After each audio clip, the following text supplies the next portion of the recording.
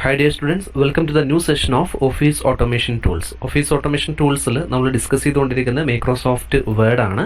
ഇന്നത്തെ ഒരു സെഷനിൽ നമ്മൾ പ്രധാനമായിട്ട് ഡിസ്കസ് ചെയ്യുന്നത് ലൈൻ സ്പേസിംഗ്, അതുപോലെ തന്നെ paragraph spacing, borders and shading തുടങ്ങിയിട്ടുള്ള കുറച്ച് ടോപ്പിക്കുകളാണ് ഇന്നത്തെ ഒരു സെഷനിൽ പ്രധാനമായിട്ട് നമ്മൾ ഡിസ്കസ് ചെയ്യാൻ ഉദ്ദേശിക്കുന്നത്. ഓക്കെ, സോ കഴിഞ്ഞ ദിവസം നമ്മൾ എങ്ങനെയാണ് ടാബുകൾ ഉപയോഗിക്കുന്നത്, അതുപോലെ തന്നെ ഇൻഡൻറ്റുകൾ എങ്ങനെയാണ്, അതിലെ സെറ്റിങ്സുകൾ എങ്ങനെയൊക്കെയാണെന്നുള്ളതൊക്കെ കഴിഞ്ഞ സെഷനിൽ നമ്മൾ ഡിസ്കസ് ചെയ്തിട്ടുണ്ടായിരുന്നു. സോ നമ്മൾ ഇന്ന് ആദ്യം ചെക്ക് ചെയ്യാൻ പോകുന്ന ലൈൻ സ്പേസിംഗ് ആണ്. സോ അതിന് വേണ്ടിയിട്ട് ഞാനിവിടെ ഒരു പാരഗ്രാഫ് ഇതിലേക്ക് പേസ്റ്റ് ചെയ്തിട്ടുണ്ട്. നിങ്ങൾക്ക് ഇവിടെ ഒരു പാരഗ്രാഫ് കാണാൻ കഴിയും.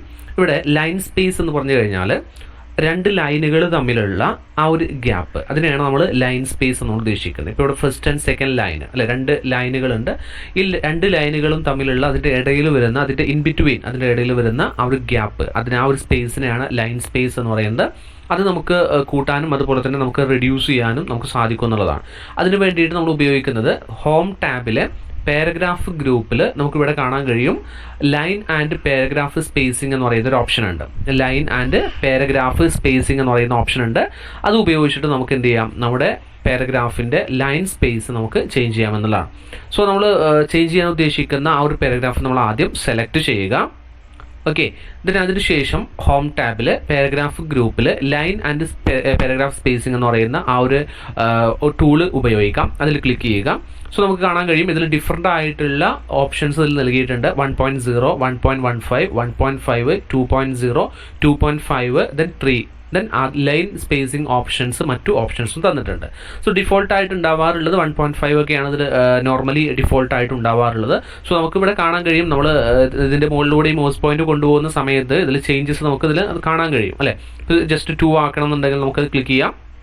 സോ ഇപ്പോൾ ഈ ഒരു പാരഗ്രാഫിൻ്റെ ലൈൻ സ്പേസ് എന്ന് പറയുന്നത് 2.0 ആണ്. ദെൻ 2.5 ആക്കാം. സോ നിങ്ങൾക്ക് കാണാൻ കഴിയും അല്ലെ, അതിൻ്റെ ഡിഫറൻസ് നിങ്ങൾക്ക് മനസ്സിലാകുന്നുണ്ടായിരിക്കും. ഈ രീതിയിൽ നമ്മുടെ ലൈനുകൾ തമ്മിലുള്ള ആ ഒരു ഗ്യാപ്പ് നമുക്ക് പിന്നെ കൂട്ടാനും അതുപോലെ തന്നെ കുറക്കാനും കഴിയുമെന്നുള്ളതാണ്. സോ അതിനുവേണ്ടി ചെയ്യേണ്ടത്, ആദ്യം നമ്മൾ ആ ഒരു ലൈൻ സ്പേസ് നൽകാൻ ഉദ്ദേശിക്കുന്ന ആ ഒരു പാരഗ്രാഫ് അല്ലെങ്കിൽ ആ ഒരു കണ്ടന്റ് നമ്മൾ സെലക്ട് ചെയ്യുക. അതിനുശേഷം ഹോം ടാബിൽ പാരഗ്രാഫ് ഗ്രൂപ്പിൽ ലൈൻ ആൻഡ് പാരഗ്രാഫ് സ്പേസിംഗ് എന്ന് പറയുന്ന ആ ഒരു ഓപ്ഷൻ അത് ക്ലിക്ക് ചെയ്യുക.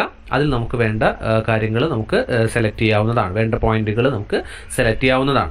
ലൈൻ സ്പേസിംഗ് അതർ ഓപ്ഷൻസും ഉണ്ട്. നമുക്ക് അതറായിട്ട് വരുന്ന സ്പേസിംഗ് ഓപ്ഷൻസ് ഉണ്ട്, അത് നമുക്ക് ഇവിടെ സെലക്ട് ചെയ്യാവുന്നതാണ്.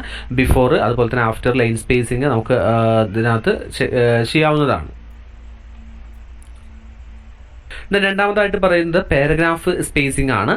പാരഗ്രാഫ് സ്പേസിംഗ് എന്ന് പറയുന്നത് ലൈൻ സ്പേസിംഗ് പോലെ തന്നെ രണ്ട് പാരഗ്രാഫ് തമ്മിലുള്ള ആ ഒരു ഗ്യാപ്പ് എത്രമാത്രം വേണമെന്നുള്ളതാണ്. സോ അത് നമുക്ക് ചെക്ക് ചെയ്യാം എങ്ങനെയാണ് വരുന്നത് എന്നുള്ളത്. സോ അതിന് വേണ്ടിയിട്ട് ഞാനിവിടെ ഒരു പാരഗ്രാഫും കൂടെ ഞാൻ അതിലേക്ക് ഇൻട്രൊഡ്യൂസ് ചെയ്യുന്നു. സോ നിങ്ങൾക്ക് കാണാൻ കഴിയും ഇപ്പോൾ 2 പാരഗ്രാഫുകളുണ്ട്.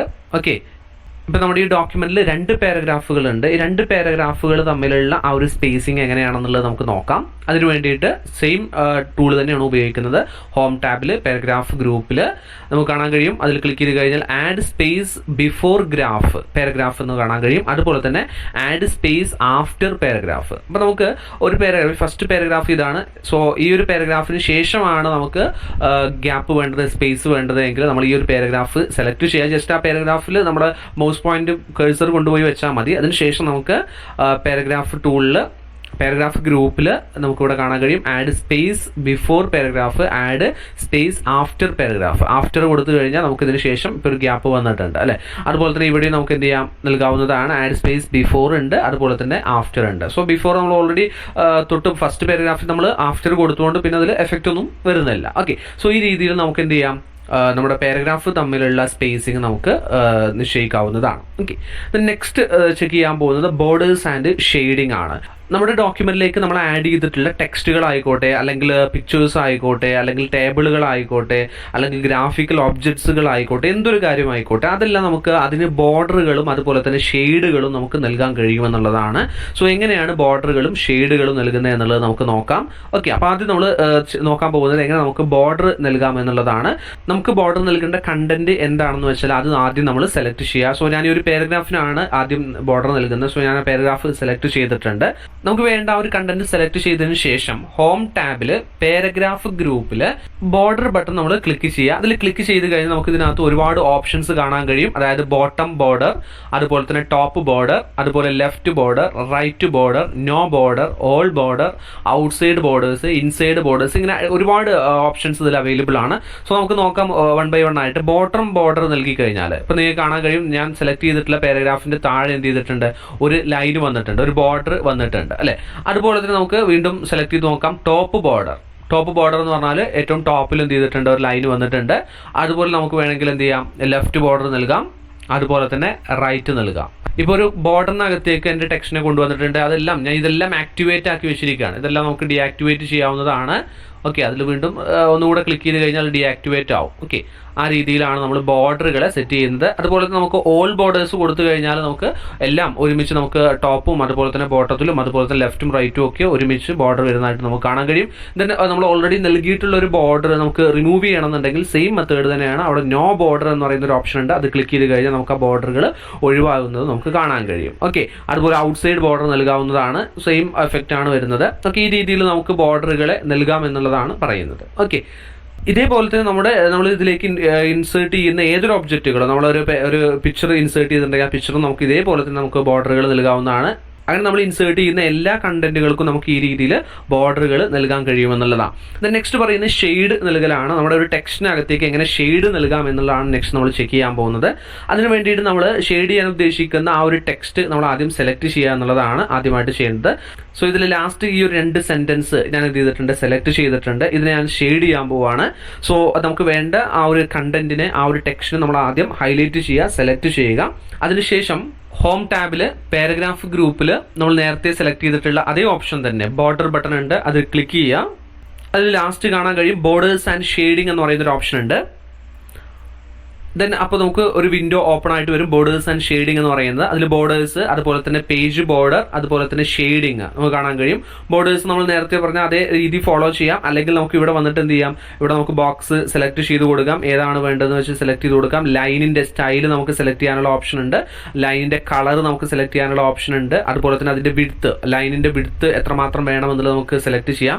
അതിനുശേഷം ഓക്കെ കൊടുത്തു കഴിഞ്ഞാൽ ഈ രീതിയിൽ നമുക്ക് എന്ത് ചെയ്യും, നമ്മുടെ എൻ്റെ ആ ഒരു പാരഗ്രാഫിനകത്ത് നമുക്ക് ബോർഡർ സെറ്റ് ചെയ്യാം. നമ്മൾ നേരത്തെ പറഞ്ഞ കാര്യം തന്നെയാണ്, അതിൽ അഡീഷണൽ ആയിട്ട് പറയുന്നു എന്ന് മാത്രം. ഓക്കെ, സോ ആ രീതിയിൽ നമുക്ക് ബോർഡറുകളെ സെലക്ട് ചെയ്യാവുന്നതാണ്. ബോർഡർ ആൻഡ് ഷെയ്ഡിങ് എന്നുള്ളതിൽ പോവുക. അതിനുശേഷം നമുക്ക് ഈ രീതിയിൽ ചേഞ്ച് ചെയ്യാവുന്നതാണ്. ഓക്കെ, ഞാനിവിടെ ഇപ്പോൾ നമ്മൾ ചെക്ക് ചെയ്യാൻ പോകുന്നത് ഷെയ്ഡിങ് ആണ്.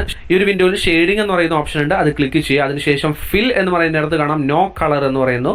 സോ അതിൽ ക്ലിക്ക് ചെയ്യുക. അതിനുശേഷം നമുക്ക് വേണ്ട കളർ നമ്മൾ സെലക്ട് ചെയ്യുക എന്നുള്ളതാണ്. ജസ്റ്റ് ഞാൻ ഒരു യെല്ലോ സെലക്ട് ചെയ്തിട്ടുണ്ട്. അതിനുശേഷം നമുക്ക് കാണാൻ കഴിയും അപ്ലൈ ടു എന്ന് പറയുന്നത് കാണാം. അപ്ലൈ ടു ടെക്സ്റ്റും ഉണ്ട്, അപ്ലൈ ടു പാരഗ്രാഫും ഉണ്ട്. അപ്ലൈ ടു ടെക്സ്റ്റ് ആണ് ഞാനിവിടെ അപ്ലൈ ചെയ്തിട്ടുള്ളത്. സോ കാണാൻ കഴിയും ഞാനിവിടെ സെലക്ട് ചെയ്തിട്ടുള്ള ആ ഒരു സെന്റൻസ്, ആ ഒരു ടെക്സ്റ്റിന് മാത്രം എന്ത് ചെയ്തിട്ടുണ്ട്, ഇവിടെ ഷെയ്ഡിങ് നൽകിയിട്ടുണ്ട്. ഇനി നമുക്ക് സെയിം മെത്തേഡ് ഒന്നുകൂടെ ചെയ്ത് നോക്കാം. ഹോം ടാബിൽ പാരഗ്രാഫിൽ പോവുക, അതിൽ ബോർഡേഴ്സ് ആൻഡ് ഷെയ്ഡിങ്ങിൽ പോവുക. ദെൻ ബോർഡേഴ്സ് ആൻഡ് ഷെയ്ഡിങ്, വീണ്ടും അതിൽ ഷെയ്ഡിങ് സെലക്ട് ചെയ്യുക. നോ കളർ എന്നുള്ളിടത്ത് കളർ സെലക്ട് ചെയ്യുക. ഞാനിവിടെ റെഡ് ആണ് ഇപ്പോൾ സെലക്ട് ചെയ്യുന്നത്.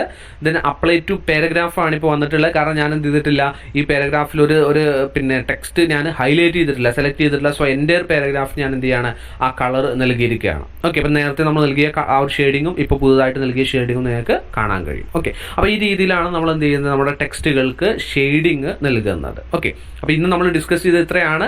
ആദ്യമായിട്ട് നമ്മൾ പറഞ്ഞത് എങ്ങനെ ലൈൻ സ്പേസിംഗ് സെറ്റ് ചെയ്യാമെന്നുള്ളത്, അതുപോലെ തന്നെ പാരഗ്രാഫ് സ്പേസിംഗ്, അതുപോലെ ബോർഡറും ഷെയ്ഡിങ്ങും എങ്ങനെയാണെന്നുള്ളതാണ് ഇന്ന് നമ്മൾ ഡിസ്കസ് ചെയ്തിട്ടുള്ളത്. നമ്മൾ പേജ് ബോർഡറിനെ കുറിച്ചല്ല പറഞ്ഞിട്ടുള്ളത്. നമ്മൾ ഡോക്യുമെന്റിലേക്ക് ഇൻസേർട്ട് ചെയ്യുന്ന ടെക്സ്റ്റുകൾക്ക്, പിക്ചേഴ്സിന്, അതുപോലെയുള്ള കാര്യങ്ങൾക്ക് നമ്മൾ എങ്ങനെ ബോർഡറുകൾ നൽകാമെന്നുള്ളതും അതുപോലെ തന്നെ ഷെയ്ഡിങ് നൽകാമെന്നുള്ളതുമാണ് ഇന്ന് നമ്മൾ ഡിസ്കസ് ചെയ്തിട്ടുള്ളത്. എല്ലാം ക്ലിയർ ആയിട്ടുണ്ടാവുന്നിരുന്നു. ബാക്കി കാര്യങ്ങൾ നമ്മൾ നെക്സ്റ്റ് ക്ലാസ്സിൽ ഡിസ്കസ് ചെയ്യുന്നതായിരിക്കും. സോ വൈൻഡപ്പ് ചെയ്യുന്നു. Thank you.